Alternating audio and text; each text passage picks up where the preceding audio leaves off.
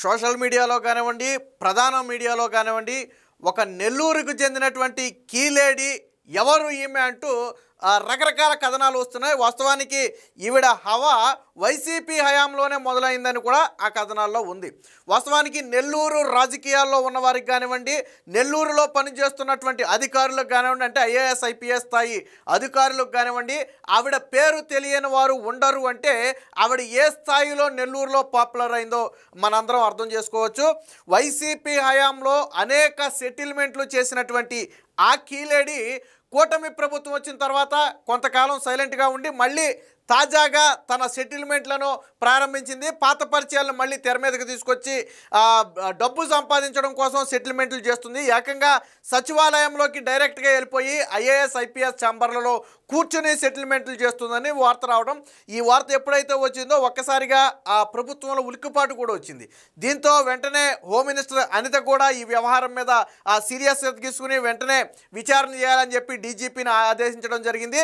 అలాగే జైలు శాఖ డీజీపీని కూడా గతంలో ఒక వ్యక్తిని పేరోల్ మీద బయటకు తీసుకొచ్చిందనే వార్త కూడా ఉంది.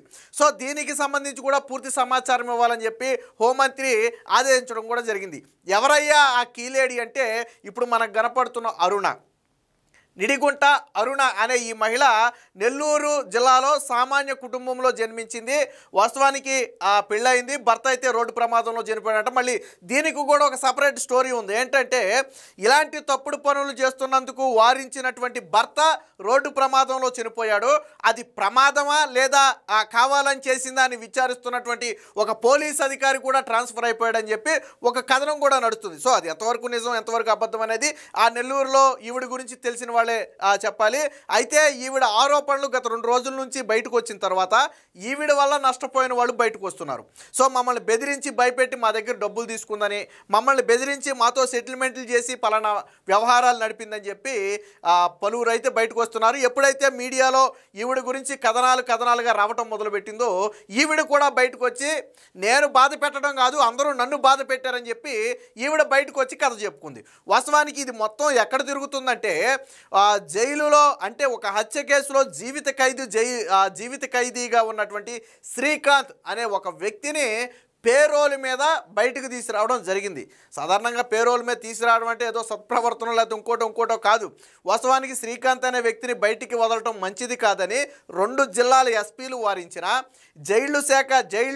జైలు సూపరింటెండెంట్ కూడా శ్రీకాంత్ని ఇప్పుడు బయటికి పేరోల్ మీద వదలటం కాదని మంచిది కాదని వారించిన ఆవిడ తన ఇన్ఫ్లుయెన్స్ ఉపయోగించి హోంశాఖలో శ్రీకాంత్ అనే వ్యక్తిని పేరోల్ మీద బయటికి తీసుకొచ్చింది. అంటే ఏ స్థాయిలో 2 జిల్లాల ఎస్పీలు వద్దన్నారు, జైలు సూపరింటెండెంట్ వద్దన్నాడు. బట్ వీళ్ళందరినీ కాదని, అంటే ఐఏఎస్ ఐపీఎస్ స్థాయి అధికారులు వద్దన్నా కానీ పని చేయించుకోగలిగింది అంటే ఏ స్థాయిలో ఇన్ఫ్లుయెన్స్ ఉపయోగించిందో మనం ఒకసారి ఆలోచించవచ్చు. అయితే ఇప్పుడు ఈ కథనాలు వచ్చిన తర్వాత ప్లేట్ మార్చింది.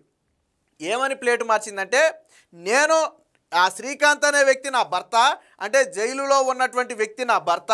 సో ఆయనను బయటకు తీసుకురావడానికి వైసీపీ హయాంలో ఒక మంత్రి కొడుక్కి 11 లక్షల రూపాయలు ఇచ్చానని చెప్పి ఒక మాట అయితే చెప్తుంది. ఒకవేళ అది నిజమా అబద్ధం అనేది మనమైతే చెప్పలేం. ఒకవేళ మంత్రి కొడుక్కి 11 లక్షల రూపాయలు ఇచ్చిందే అనుకుందాం, ఆ స్థాయి పరిచయాలు అలా వచ్చినాయి. అయితే నిన్న ఆడినటువంటి కొన్ని కట్టుకథల్లో అడ్డంగా జరిగిపోయింది. అసలు ముందు ఈవిడ గురించి వచ్చిన కథనాలు ఏంటో ఒకసారి చూద్దాం. దానికి సంబంధించి కొన్ని వీడియోలు కూడా వచ్చాయి, ఒకసారి చూద్దాం.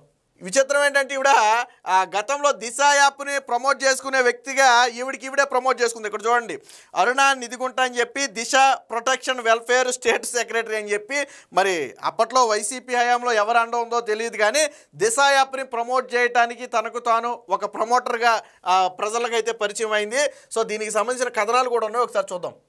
ఇది వాస్తవానికి ఫస్ట్ వచ్చినటువంటి కథనం. ఇది కాకినే వణికించే కీలేడి, రాష్ట్ర సచివాలయంలోనూ హల్చల్, అత్యున్నత అధికారుల పేరుతో పైరవీలు, వైసీపీ హయాంలో మొదలైన ఆమె దిశ కూటమి వచ్చాక 6 నెలలు సైలెన్స్, ఇప్పుడు మళ్ళీ రెచ్చిపోతున్న లేడీ డాన్, 3 జిల్లాల పోలీసులకు హడల్ అని చెప్పి వచ్చింది. ఇక్కడ చూడండి, ఆమె ఉన్నత స్థాయి అధికారిని కాదు, కనీసం ప్రభుత్వ ఉద్యోగిని కూడా కాదు, కానీ సచివాలయంలోకి ఎప్పుడు పడితే అప్పుడు వెళుతుంది. నేరుగా సీనియర్ ఐఏఎస్ ఛాంబర్లోనే కూర్చుంటుంది, హడావిడి చేస్తుంది, హల్చల్ చేస్తుంది. వైసీపీ అధికారంలో ఉండగా ఆమె హవా నడిచింది. కూటమి వచ్చాక కొన్నాళ్ళు సైలెంట్గా ఉండి మళ్ళీ తన ప్రతాపం చూపిస్తుంది.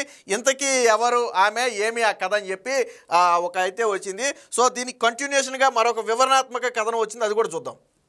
సో ఇది ఎప్పుడైతే ఈవిడ గురించి కథనాలు రావడం మొదలుపెట్టిందో, సో ఆవిడే బయటకు వచ్చి చెప్పడం ఏం చెప్పిందో చూడండి. ఇక్కడ ఎవరా వైసీపీ మంత్రి కొడుకు అని చెప్పి శ్రీకాంత్ రెమిషన్ కోసం 11 లక్షల లంచం, బాంబు పేల్చిన నెల్లూరు మహిళ అరుణ.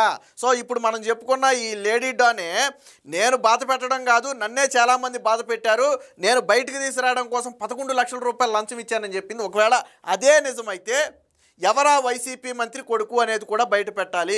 బయట పెట్టలేదు అంటే ఇవన్నీ అబద్ధాలనే అర్థం చేసుకోవాలి. నేను 11 లక్షలు ఇచ్చానని చెప్తుంది ఫలానా వ్యక్తికి. ఎవరికి ఇచ్చావు ఆ 11 లక్షలు? ఏ రూపంలో ఇచ్చావు? ఎవరు మధ్యవర్తులుగా ఉన్నారు? ఎవరి ద్వారా మంత్రి కొడుకును అప్రోచ్ అయ్యావు? ఇలాంటి అనేక ప్రశ్నలు వస్తాయి. సో వీటికి సమాధానాలన్నీ కూడా అరుణే చెప్పాల్సి ఉంటుంది. ఇకపోతే నెల్లూరు సెంట్రల్ జైల్లో యావజ్జీవ ఖైదీగా శిక్ష అనుభవిస్తున్న అవిలేవి శ్రీకాంత్ పేరోల్ ఎపిసోడ్లో సంచలన విషయాలు బయటకు వస్తున్నాయి.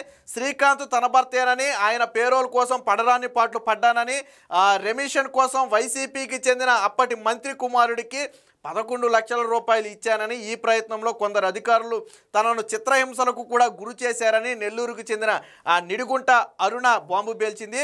11 లక్షలు ఇచ్చానని అరుణ చెబుతున్న ఆ మంత్రి కొడుకు ఎవరు?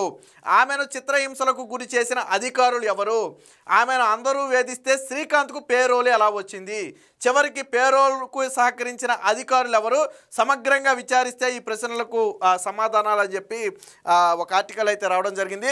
గత ప్రభుత్వంలో బేరసారాలు, పేరోల్ కోసం కొంత అధికారుల చిత్రహింసలు పెట్టారని వెల్లడి. కలకలం సృష్టిస్తున్న పేరోల్ ఎపిసోడ్. వైద్యం పేరిట శ్రీకాంత్ తరచూ నెల్లూరు జైలు నుంచి తిరుపతికి, ఇద్దరు కలిసి రుయాలో సెటిల్మెంట్లు. అరుణకు సన్నిహితంగా ఉన్న వీడియోలు వైరల్. ప్రమాదంలో చేతికి గాయం కొట్టుకదే. వాస్తవానికి ఏంటంటే ఈ వ్యక్తిని వైద్య పరీక్షల కోసమనో లేదా ఇంకో దానికోసమనో నెల్లూరు జైలు నుంచి తిరుపతి రుయా హాస్పిటల్కి అయితే తీసుకెళ్ళడం జరుగుద్ది. వాస్తవానికి ఆయన పదే పదే రుయా హాస్పిటల్కి వెళుతున్నాడు. వెళ్ళినప్పుడు సాధారణంగా సెక్యూరిటీతో వెళ్తాం. అయితే ఒకసారి అతని చేతికి గాయమైంది.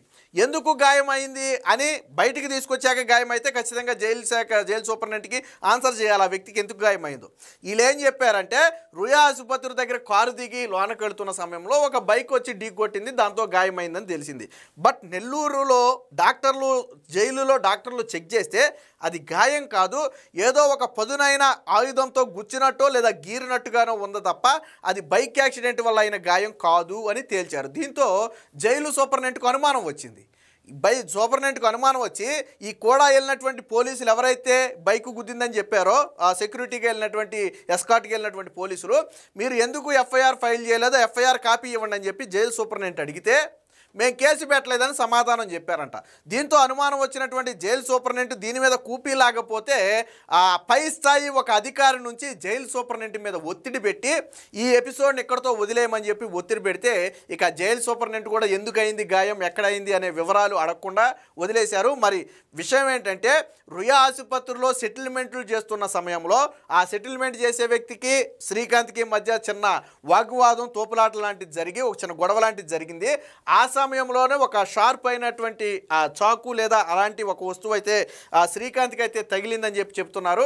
బట్ అలాగా చెబితే వాస్తవానికి అసలు మొత్తానికి ఎప్పుడు బయటికి తీసుకురావడమే మానేస్తారు. సో దీని మీద మళ్ళీ విచారణ చేసి ఎవరెవరు ఇన్వాల్వ్ అయ్యారు అనేది కూడా పోలీసులు బయటికి తీస్తారు.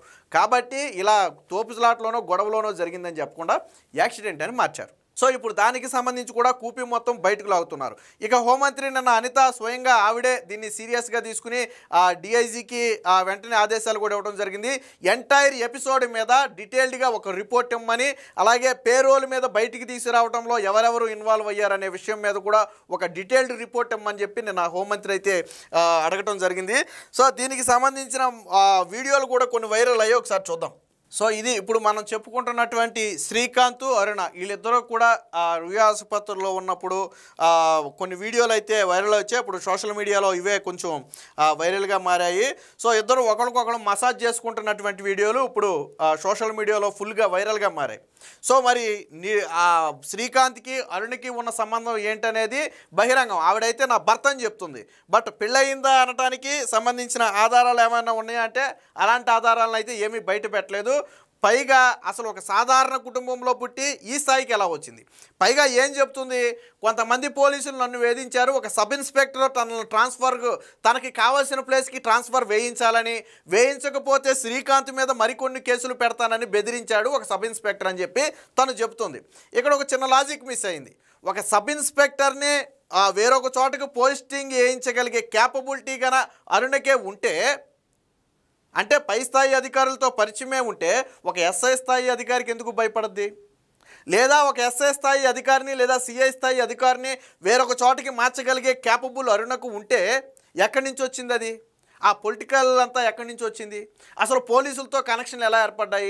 మళ్ళీ దీనికి డిఫరెంట్ స్టోరీ కూడా ఉంది. ఏదో ఒకసారి తనకు తాను సంఘ సంస్కర్తగా ఒకసారి జైలుకి వెళ్ళింది. ఆ సమయంలో జైల్లో ఉన్నటువంటి శ్రీకాంత్ని చూసింది. ఆ టైంలోనే తనకు లవ్ ఏర్పడిందని చెప్పి మరి ఇదొక కథ నడుస్తుంది. సో ఎంటైర్ ఎపిసోడ్ని మనం క్షుణ్ణంగా పరిశీలిస్తే గత వైసీపీ హయాంలో వైసీపీ నాయకులతోనూ నాటి పోలీస్ అధికారులతోనూ ఈ కీలేడీకి సంబంధాలు ఉన్నవనేది వాస్తవం. ఆ రోజు సెటిల్మెంట్లు చేసింది అనేది వాస్తవం. ఎందుకంటే ఆ రోజు బాధితులు ఈరోజు బయటకు వచ్చి చెబుతున్నారు. రెండోది, కూటమి ప్రభుత్వం వచ్చిన తర్వాత మనకెందుకులే అని చెప్పి కొంతకాలం సైలెంట్గా ఉంది. స్టిల్ మళ్ళీ ఆ పాత పరిచయాలు ఆ అధికారులే ఇప్పుడు ఆ పోస్టులో కాదు ఇంకో పోస్టులో ఉంటాడు అధికారి. సో వాళ్ళ పరిచయాలను మళ్ళీ తెర మీదకు తీసుకొచ్చి సెటిల్మెంట్లు చేసే ప్రయత్నం చేస్తుంటే ఇప్పుడు మీడియాకి అడ్డంగా దొరికేసింది. వాస్తవానికి ఈవిడికి పెళ్ళయింది, భర్త యాక్సిడెంట్లో చనిపోయాడు, దానికి సంబంధించి ఒక స్టోరీ నడుస్తుంది. కానీ శ్రీకాంతే తన భర్త అని చెప్పి మరొక స్టోరీ నడుపుతుంది. గతంలో మీకు గుర్తుందో లేదో, కొద్దిగా వెనక్కి వెళ్ళి వీడియోలు చూస్తే, నేను ఇందులో డౌన్లోడ్ చేయలేదు, వీడియోలో చూస్తే విజయసాయి రెడ్డి మీద అప్పుడు ఆరోపణలు చేసినటువంటి టీడీపీ పార్టీ మీద విమర్శలు చేసింది, తెలుగుదేశం పార్టీ మీద తీవ్ర విమర్శలు చేసింది. విజయసాయి రెడ్డిని భుజానికి ఎత్తుకుని విజయసాయి రెడ్డి వైజాగ్కి దేవుడు అన్న స్థాయిలో నాడు విమర్శలు చేసినటువంటి టీడీపీ మీద కూడా విమర్శలు చేసింది. సో అంటే పొలిటికల్గా ఒక రకంగా మొన్న సూళ్ళూరుపేట ఎక్కడి నుంచో ఇండిపెండెంట్ అభ్యర్థిగా పోటీ చేసి ఓడిపోయింది. వాస్తవానికి వైసీపీ నుంచి టికెట్ కోసం విశ్వ ప్రయత్నం చేసింది కానీ చివరి సెకండ్లో టికెట్ రాలేదు. దాంతో ఇండిపెండెంట్గా పోటీ చేసి ఓడిపోయింది. అంటే ఒక సాధారణ కుటుంబంలో పుట్టినటువంటి మహిళ ఎటువంటి ఇది లేకుండా, ఎటువంటి బ్యాక్గ్రౌండ్ లేకుండా ఎమ్మెల్యేగా పోటీ చేసే స్థాయికి, అంత డబ్బు ఖర్చు పెట్టే స్థాయికి ఎలా వచ్చింది?